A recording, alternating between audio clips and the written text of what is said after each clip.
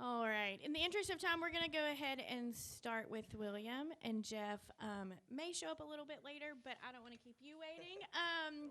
So we are going to go ahead. We are now joined by William Byron, driver of the number 24 Chevrolet for Hendrick Motorsports.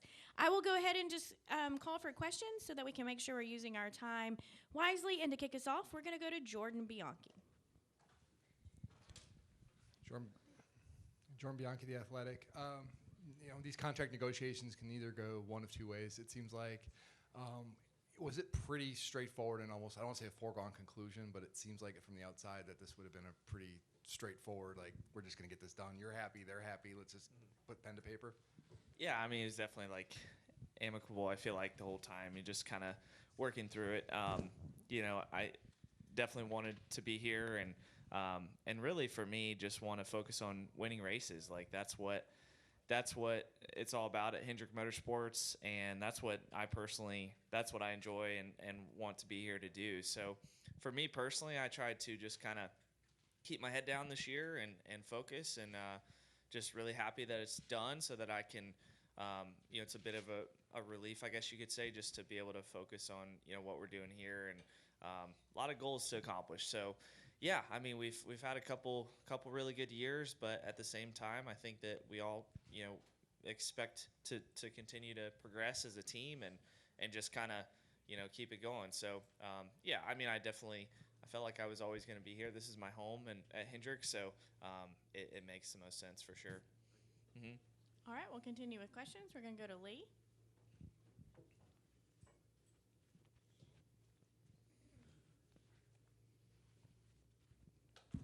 Lee Spencer, Sirius XM, NASCAR Radio, and CatchFence.com. William, how have you seen yourself grown over the period of time that you've been at Hendrick? Even though you had a really good foundation in trucks and Xfinity, how have you seen yourself grow on the Cup side? Yeah, I think I've really grown up a lot. I was 20 years old when I got into the Cup Series, and I did not realize how many, different facets of the series there are off the track, on the track, performing with your team, the meetings throughout the week to kind of move the ball forward as a group to build faster cars. And yeah, I think that I was really young and raw when I got into the Cup Series, had the talent obviously to do it, but had to have all the right pieces and really learn the cadence of everything. So I would say when Chad took over the team, there was a lot of progression with the personnel that we had on the team. And that's really kind of, that foundation has stayed there with a lot of the road crew. And then when Rudy came on board, the engineering side of things and the sort of the finishing touches of really putting this team together to be a consistent race-winning team. And I think, honestly, when we got rolling in 23, it just felt different. It felt like we had more speed. Felt like our cars were a lot closer. And then it just, I think, has continued these last couple of years. So, yeah, I think there's still a lot of room to grow. Like, there's still room for me to improve my process and just continue to kind of get that system of how I want to do things on the weekend and during the week, just to make sure that I'm as fresh as I can be and as prepared as I can be. So, yeah, in the past we've had some periods of time throughout the season where we've struggled, and I'd like for this year to not have that period at all. Just continue to progress forward, and I think that's what I've noticed this year. We've had, a couple bad finishes or something like that, but I feel like we tend to show up the next week and have really fast cars and have speed. So just got to continue doing that and try to be kind of the standard of the series. All right, go ahead. William Trenton, Worsham, Frontstretch.com. When you stepped into the 24 for the first time, obviously there's big shoes to fill. With this extension through 2029, the expectation is to win races, a championship, maybe more. At what point does the 24 become your legacy? You kind of step away from filling those shoes, or when have you accepted that?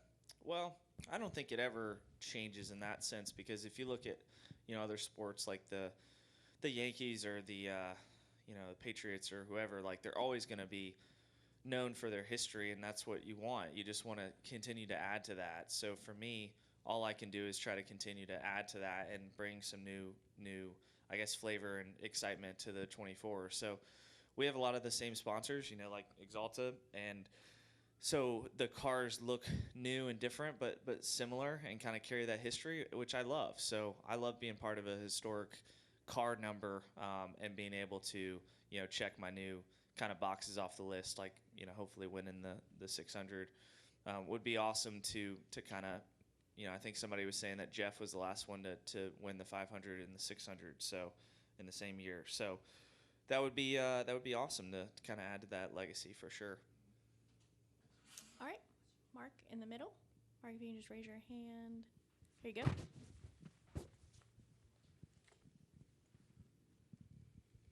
Mark Garrow, PRN. How was this contract negotiation different from, say, the first? Because obviously now you're an unknown quantity then, now you're an established star in the sport. Was the contract negotiations any different, or how would you describe them from the first contract to this one?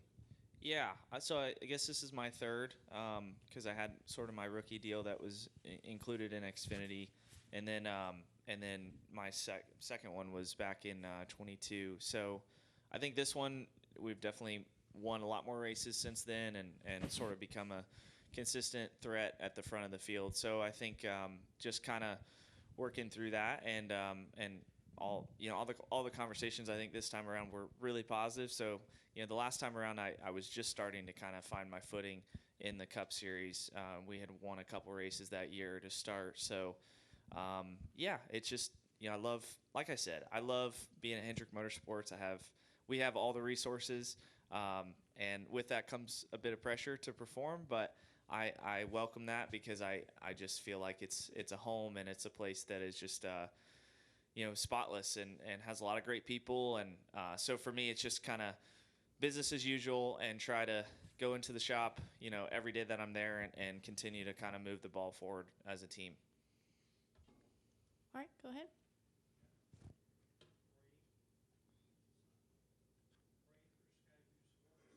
I can hear you. First time nobody could. Hey, William, 4 teams for Hendrick are now in the top 8 points, and it looks like you talk about the ebbs and flows in the season, but I imagine that you and the team must feel really good about where they're at right now, going into the March for the playoffs and into the future.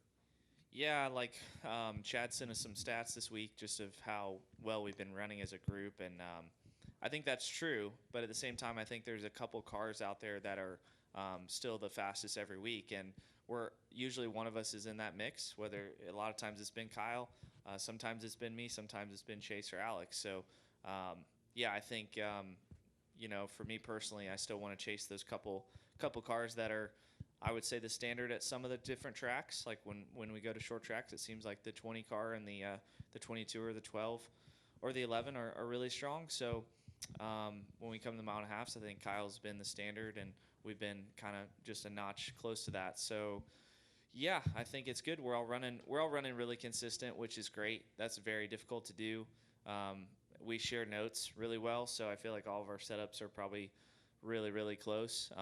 And in some ways, our driving styles are pretty close too. So this next gen era is just becoming all about execution. So pit road is becoming critical strategy.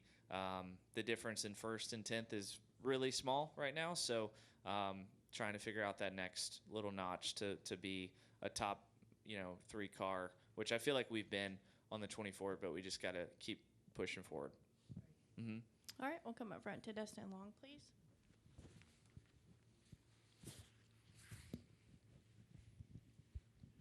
Dustin Long, NBC Sports.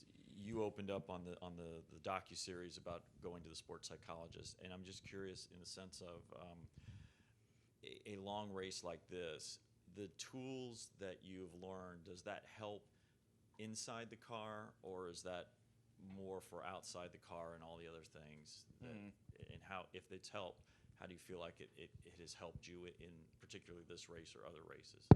Yeah, I think that my process within the car has stayed really similar the last 2.5 years. There's little tidbits, obviously, that I learn about myself or how to communicate with my team or whatever it is. But I would say, yeah, it's more probably off the track or out of the car, just sort of the preparation and the process there. So I feel like that that's been really good this week. It's been a great week, really, just pretty calm, and just been able to kind of make sure that I'm prepared for this weekend. And there's still going to be more prep that I have to do once I get in the Xfinity car here in a few minutes, and then run those laps, and then figure out the difference in the Cup car, and there will be some studying overnight as well. So I don't know. It's a long weekend for sure, but I feel well prepared for it. I feel like it's been pretty calm. Yeah. All right, we'll go to Patrick with MRN there in the middle. William, just looking forward to Nashville next week. How do you think the racing has evolved there since we started going to Nashville in 2021? Well, the resin that they put down seems to really widen the groove. It's not a super grippy resin when we start out on track, so it takes a little bit of time to kind of get worked in. And the track seems to be really, I wouldn't say, it's just like slick and greasy to start, and then it seems to kind of grip up a little bit as the rubber goes down. So it's kind of the opposite of Dover with the resin. Like, I feel like Dover concrete track has a lot of grip to start and then slicks off. And then Nashville seems to kind of like continue to move around and maybe gain some grip as you go. So, or stay the same, but just have more lane options. So, yeah, Nashville has been kind of okay for us. I feel like the first couple years we went there, we were super fast, but then last year we weren't so good. So, just got to keep working on that, and hopefully, it seems like it has some mile and a half characteristics. Like the guys who are fast at mile and a half seem to be pretty strong at Nashville, even though it's a shorter track. So we'll see. I think we could run well there, definitely. The expectation is obviously to go there and try to run top 5 and try to compete for a win. So yeah, I think it's been just got to look at what we did last year and kind of where we need to be better. Mm-hmm. All right, we'll continue with questions. We'll come up front to Claire. Claire Beelang, I remember when you first started your Cup ride, and I think the thing that stands out most is that I saw you walk up to the team and introduce yourself or hang out with the team the first time, and I remember thinking, man, he's really good at this. Like, he feels so comfortable, and it's so natural, and he's a young guy going to lead the team. Now you sign this deal, right, several contracts later, but you have a strong crew chief and a strong, leadership group. Are you more of a team leader now than you were then? I don't know why you were so comfortable, but I noticed that. And I wonder if you feel like you're more of a team leader now, and if you feel now after this contract that you can speak out more, that people would want to hear what you have to say. Yeah, I was going to say, I feel like I always had the sort of positive energy and a feeling around the team that was good and helped everyone stay motivated. But I feel like what I do better now is speaking my mind about the things that we can do as a team to be better, and like not sugarcoating, and so just kind of being with the team and just being honest about where we could improve. I think that's where I try to be better now, and that's what just feels natural. Like, I want to, as much as I hold myself accountable for the things I need to do, I just want to be vocal about the things I feel like we could be better, and that just goes throughout our whole team. So that's what it takes to be good at this level, is kind of continue to work on the details and not let those things kind of go by the wayside. Do you feel like you're at the level now where you can speak up on things related to NASCAR? You're becoming one of the drivers who's been around a long time, and you used to say, well, that's not my thing, but now you're a leader. So do you see that happening?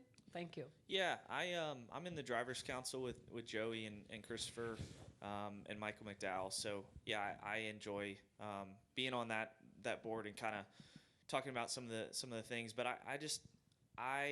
when I get to the racetrack, I'm really focused on what I'm doing with my team, and that's kind of what occupies my brain space, is just kind of thinking about what can the 24 car do better. And so when I get in between the garage, like, I don't think about that stuff too much. So you're probably not going to hear me probably talk about issues, when I'm here in the media center or things like that, because it's just not where my head is. But if I feel led to do that, I will. But most of the time, it's just about how can the car go faster and how can I do better.